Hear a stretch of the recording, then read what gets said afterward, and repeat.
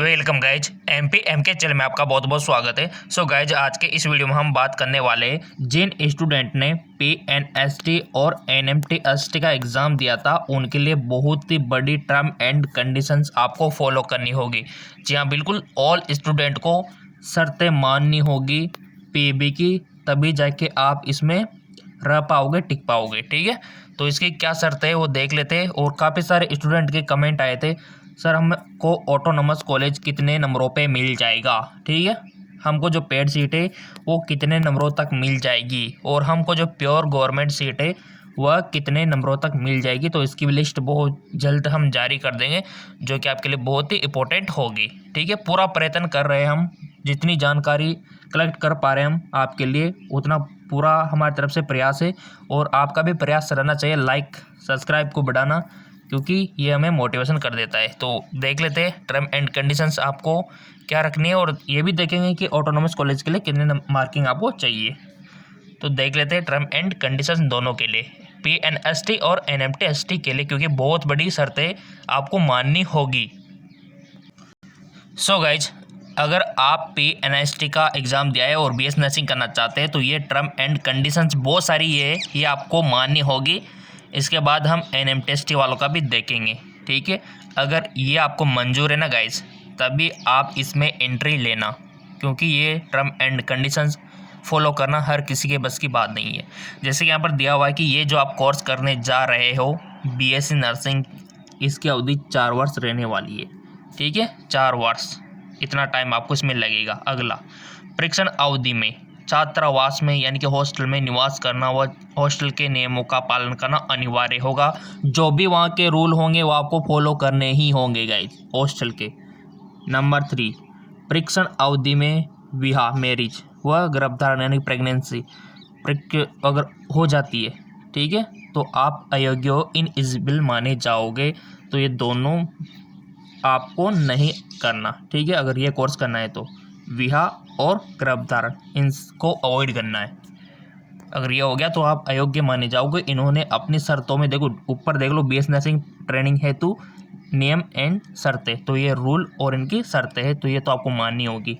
अगला, प्रत्येक वर्ष के पश्चात केवल 1 माह का अवकाश मिलेगा। प्रत्येक वर्ष के पश्चात केवल 1 माह का, 1 महीने का, एवं प्रति वर्ष 10 दिवस का मेडिकल अवकाश रहेगा। कुछ इश्यू हो जाता है, बीमारी हो जाती है आपको, तो 10 दिन का मैक्सिमम आप मान सकते हो। आईएनसी के मापदंड अनुरूप पाठ्यक्रम एवं परीक्षा के नियमों का पालन करना होगा। अगला, परीक्षार्थी को ड्यूटी के समय संचालय के परिपत्र क्रमांक 9 नर्सिंग दिनांक के अनुसार संशोधित गणवेश पहनना होगा। वो आप बोलेंगे सर ये गणवेश क्या होता है। ठीक है, सो गाइस, गणवेश का मतलब होता है आपकी यूनिफॉर्म। ठीक है, आपकी जो ड्रेस है, यूनिफॉर्म है, वो आपको पहनना होगा ड्यूटी के टाइम पे। ठीक है, जैसे कि आपकी जो भी वाइट ड्रेस होगी, जो भी आपका एफरीन होगा, जो भी आईडी कार्ड होगा, वो सब आपको पहनने होंगे ड्यूटी टाइम पे। क्लियर। छात्राओं को कार्य करते हुए अगर रिश्तेदार यानी कि ड्यूटी के टाइम पे, उसी टाइम पे आप काम करोगे, अगर कोई रिश्तेदार आ जाता है तो उससे मिलने की अनुमति होगी या फिर नहीं, तो इसका आंसर होगा नहीं। ठीक है, आपके कोई रिश्तेदार चाचा आ रहे हैं, कभी फूफा आ रहे हैं, ठीक है, बुआ आ रही है, तो उनसे मिलने की अनुमति नहीं होगी ड्यूटी टाइम पे। ये भी आपको ध्यान में रखना है थोड़ा सा। ठीक है, अगला, ड्यूटी में अवकाश के समय छात्राओं को आकरण चिकित्सा में घूमने की अनुमति नहीं होगी। अगर आप बिना कारण के इधर उधर घूम रहे हो, क्योंकि होते हैं बहुत सारे स्टूडेंट जो बेवजह घूमते रहते हैं टाइम पास के लिए, तो ये बिल्कुल भी अलाउ नहीं है। काम के हिसाब से आपको घूमना होगा। ठीक है, अगला, छात्रावास में रहने वाली छात्राओं को मेस पर ही भोजन करना होगा। अगर आप हॉस्टल में रहते हो तो आप बाहर का खाना नहीं खा सकते, ये रूल है वहाँ का। गाइज, यहाँ पर जो दे रखा है, इनके अलावा भी कुछ रूल है जो हम आपको बताएंगे। यहाँ पर दे नहीं रखे बट है, वो भी हम आपको बताएंगे, इसलिए वीडियो को कंप्लीट देखिएगा ताकि आपको इन्फॉर्मेशन पहले पता लग जाए तो बेस्ट रहेगा। ठीक है, अगला, ड्यूटी में अवकाश के समय छात्राओं को कारण घूमने नहीं दिया जाएगा और मेस पर ही आपको खाना खाना होगा अगर आप हॉस्टल में रहते हो तो। छात्राओं को परीक्षण अवधि में उनके पिता और अभिभावक द्वारा भर्ती के समय लिखित में अधिकृत किए गए व्यक्ति के मिलने की अनुमति दी जाएगी एवं अधिकृत किए गए व्यक्ति का नाम, पता, मोबाइल नंबर, आधार कार्ड। कितना स्ट्रिक्ट रूल है गाइस, देख लो, ये जमा कराना होगा। प्रत्येक सप्ताह में एक दिन के लिए व्यवस्था और बड़े त्योहारों पर अपने अभिभावकों के पास जाने की अनुमति दी जाएगी। ये तो अच्छी बात है, ठीक है। परंतु यह व्यवस्था प्रभारी परीक्षण केंद्र और परीक्षार्थी धार्मिक भावनाओं के प्रक्षेप से क्लास, क्लिनिक, फील्ड अनुभव में बाधा न हो, इस बात को ध्यान में रखते हुए आंतरिक व्यवस्था की दृष्टि से करेंगे, ठीक है। छात्राओं को आवंटित पास के दिन बाहर जाने पर जो संध्याकालीन रोल कॉल के समय छात्रावास में रहना अनिवार्य है, संध्या के टाइम, ठीक है। छात्राओं को बाहर आने जाने पर अपना नाम, पता रजिस्टर में अंकित करना होगा। क्या है, आपका जो हॉस्टल रहता है, ठीक है, हॉस्टल का जो मेन गेट रहता है वहाँ पर गार्ड रहता है, तो वहाँ पर एक रजिस्टर भी रहता है। जब आप बाहर जाओ तो उसमें अपने साइन करके जाओ, जब अंदर जाओ उसमें साइन करके जाओ, ऐसा कुछ रूल रहता है, तो ये आपको फॉलो करने होंगे। इसके अलावा भी कुछ रूल्स है, जैसे कि आप जो एडमिशन ले रहे हो BS nursing first year, second year, third year, fourth year, सभी के लिए एएनएम-टेस्ट वालों के लिए भी लागू है। वो 2 साल का होता है, तो 2 साल का देख लेना आप। जब आप इसमें एडमिशन ले रहे हो तो इसको बीच में छोड़ के आप नहीं जा सकते। जैसे कि आप सेकंड ईयर में आ गए तो आप कहीं मन नहीं लग रहा, सेकंड ईयर में छोड़ के चलो, ऐसा नहीं है। अगर ऐसा करते हो तो आपको बॉन्ड देना पड़ सकता है गाइस, 2 लाख का, ठीक है। तो ये गलती मत करना।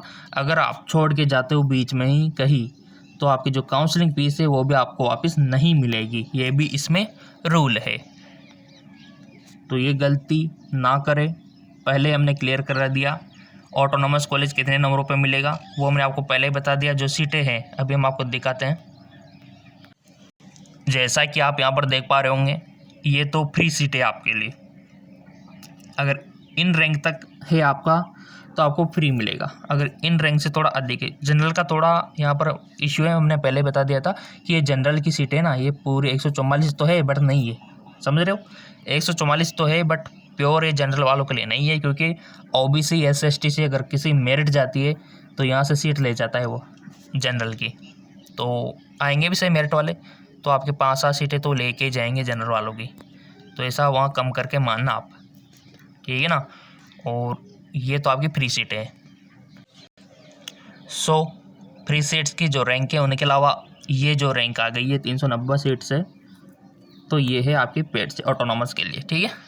तो यहाँ पर आप कंसिडर कर सकते हो, उनके भी कुछ रूल है और ऑलरेडी वीडियो बना दिया था हमने इसके ऊपर, लिंक नीचे डिस्क्रिप्शन में दे दिया, जाके देख लेना। अगर आपकी जो प्री सीट्स है उनके अलावा अगर ये रैंक आती है तो ये ऑटोनॉमस कॉलेज आपको मिलेंगे, बट ये काउंसलिंग से डिसाइड होगा। पहले हम आपको बोल चुके हैं कि काउंसलिंग ही डिसाइड करेगी, क्योंकि हमें पता नहीं है कि कौन कौन स्टूडेंट काउंसलिंग करवा रहा है और कौन कौन नहीं करवा रहा। अगर अच्छी रैंक वाला काउंसलिंग नहीं करवाता है तो वो कम रैंक वालों को भी मिल जाती है, ऐसा इसमें वसूल है, ठीक है। एएनएम-टेस्ट का थोड़ा देख लेते हैं। सो गाइज, महिला स्वास्थ्य कार्यकर्ता परीक्षण हेतु नियम एवं शर्तें, यहाँ पर आप देख पा रहे होंगे कि जैसा आपने PNST यानी कि बीएस नर्सिंग वालों के लिए देखा था, कुछ रूल आपको इसमें मिल जाएंगे एएनएम वालों के लिए भी। जैसे कि महिला स्वास्थ्य कार्यकर्ता परीक्षण की अवधि यहाँ पर 2 वर्ष है, जबकि वहाँ 4 साल थी, ठीक है। तो 2 साल में आपका कंप्लीट हो जाएगा एएनएम। परीक्षण अवधि में छात्रावास में निवास करना व छात्रावास के नियमों का पालन करना अनिवार्य होगा। परीक्षण अवधि में विवाह और प्रेगनेंसी आपको अचीव नहीं करनी है। अगर ऐसा करते हो तो आप अयोग्य माने जाओगे। प्रत्येक वर्ष के केवल 1 माह की अवकाश आपको मिलेगा और मेडिकल की कंडीशन में 10 दिन का अवकाश आपको मिलेगा, राइट। परीक्षार्थी को ड्यूटी के समय गणवेश पहनना, गणवेश यानी कि यूनिफॉर्म। गणवेश का मतलब कोई सोच लेता है कि गणवेश यानी कि श्रृंगार, ऐसा नहीं है। यूनिफॉर्म है, आपकी जो यूनिफॉर्म रहेगी ना, आपकी ड्रेस, वो ड्यूटी के टाइम पे आपको पहनना है। नहीं तो पेशेंट सोचेंगे अगर आप विदाउट में जाओगे तो ये कौन है। तो यूनिफॉर्म ही डिसाइड करेगी कि आप मेडिकल फील्ड से बिलोंग करते हो, इसलिए यूनिफॉर्म जरूरी है। छात्राओं को कार्य यानी कि ड्यूटी के समय पर होते हुए रिश्तेदारों से मिलने की अनुमति नहीं होगी। कोई भी रिश्तेदार आए आपके, अनुमति नहीं है, परमिशन नहीं है। छात्रावास में रहने वाली छात्राओं को मेस पर ही भोजन करना होगा, ये भी कंपलसरी है। छात्राओं को परीक्षण अवधि में उनके माता पिता अभिभावक द्वारा भर्ती के समय लिखित से अधिकृत किए गए व्यक्ति से मिलने की अनुमति होगी। वहाँ लिखित में पहले ही आपको लिखाना होगा, ठीक है। अब बहुत सारे स्टूडेंट कमेंट कर रहे थे सर मेस में बाहर से क्यों नहीं खा सकते। सो गाइज, हॉस्टल में आप रहते हो, बाहर का खाना खाया कुछ हो गया तो किसकी जिम्मेदारी है। तो इस वजह से मेस पर ही खाने को एडवाइस की जाती है, ठीक है। परीक्षण में अनुपस्थित रहने पर छात्रवृत्ति नहीं दी जाएगी। ट्रेनिंग में अगर आप एब्सेंट रहते हो तो आपको स्कॉलरशिप नहीं मिलेगी, सीधी सी बात है। प्रत्येक सप्ताह में 1 दिन के लिए अभिभावक से मिल सकने की व्यवस्था और बड़े त्योहार पर आपको मिलने की अनुमति दी जाएगी। ठीक है। छात्राओं बाहर आने जाने पर अपना नाम पता रजिस्टर में अंकित करना होगा। ठीक है। परीक्षण के दौरान और परीक्षण के अंदर से दूसरे स्थानांतरण कोई प्रावधान नहीं है। ठीक है। उपयुक्त नियमों के अलावा प्रभारी परीक्षण केंद्र द्वारा प्रकाशीय दृष्टि से बनाए गए नियमों का पालन करना भी छात्रों के लिए अनिवार्य है। परीक्षण उपरांत उम्मीदवार को मध्य 3 वर्ष तक शासकीय सेवा अनिवार्य है और 10,000 रुपये का बॉन्ड अगर आप छोड़ के जाते हो, हमने आपको पहले बोल दिया, अगर आप बीच में से छोड़ के जाते हो तो 10,000 का बॉन्ड आपको देना पड़ सकता है एनएम में। परीक्षार्थी को चयन उपरांत 3 माह पश्चात पीटीएस परीक्षा में उत्तीर्ण होना अनिवार्य है। ये भी अनिवार्य है, ये देख लो। परीक्षार्थियों को चयन के उपरांत 3 माह पश्चात पीटीएस की परीक्षा में उत्तीर्ण होना अनिवार्य है। पीटीएस क्या होता है, इसके ऊपर भी वीडियो आपको मिल जाएगा क्योंकि आपने चैनल सब्सक्राइब करके बेल आइकन पर प्रेस किया हुआ है। Don't worry. परीक्षण केंद्र का आवंटन होने पर निर्धारित दिनांक तक उपस्थित होना अनिवार्य है। ठीक है। जब आपको कॉलेज मिल जाएगा तो उसमें डेट दे दी जाएगी, तो उस डेट को ही आपको ज्वाइनिंग लेनी है। आवंटन के पश्चात परीक्षण में उपस्थित होने के उपरांत अवकाश पर जाने में चिकित्सक प्रमाण पत्र या अवकाश स्वीकृत करना होगा। 10 दिवस की अनाधिकृत अनुपस्थिति को अनुशासनहीनता माना जाएगा। ठीक है। तो अनुशासन बनाए रखना है। ये 20 आपकी टर्म एंड कंडीशन से जो कि आपको फॉलो करनी है। ठीक है। हर चीज़ का ध्यान रखना है आप, क्योंकि आप मेडिकल फील्ड में जाने वाले हो। अब आप बोलेंगे सर ऑटोनोमस कॉलेज और हमको गवर्नमेंट कॉलेज कितने नंबरों पे मिलेगा, तो दिखा देते हैं इसकी लिस्ट। सो गाइज सिंपल सी बात है, कैटेगरी वाइज यहाँ पर दिया हुआ है unreserved, SC ST OBC AWS सबका यहाँ पर दिया हुआ है। तो इनसे अगर ये रैंक है तो ये सीटें आपको मिल जाएगी। सिंपल सी बात है, अगर इस रैंक के अंतर्गत आप आते हो। अब आप में से बहुत सारे स्टूडेंट कमेंट करेंगे सर हम अन्य पिछड़ा वर्ग से आते हैं और हमारे है ना जो वो रैंक आई है, अगर यहाँ देखा जाए आशा कार्यकर्ताओं को रिमूव करके, क्योंकि ये तो स्पेशल इनके लिए ही है, 44 से 46 रैंक आई है, तो हमको नहीं मिलेगा क्या? मिल सकता है, क्योंकि 44 रैंक में से मान लो 2 स्टूडेंट है, 21 वाला 20 रैंक वाला, ये काउंसलिंग नहीं करवा रहे, तो किसको मिलेगी सीटें? 46 47 वालों को मिलेगी, तो मिल जाती है, ऐसी बात नहीं है। और बहुत जल्द आपकी काउंसलिंग स्टार्ट होने वाली है, तैयार रहना। और काउंसलिंग का वीडियो हमने बता दिया था कल, स्टेप बाय स्टेप। सब्सक्राइब कर रखा होगा तो हर अपडेट PNST की आपको मिलेगी। और ये जो शर्तें थी हमने आपको पहले ही बता दी, ये आपको पालन करनी ही होगी 100%। ठीक है ना गाइज, 100% पालना करनी होगी। और काउंसलिंग बहुत जल्दी स्टार्ट होने वाली है। अगला वीडियो फिर बना देंगे कितनी रैंक तक आपको कौन सा कॉलेज मिल जाएगा।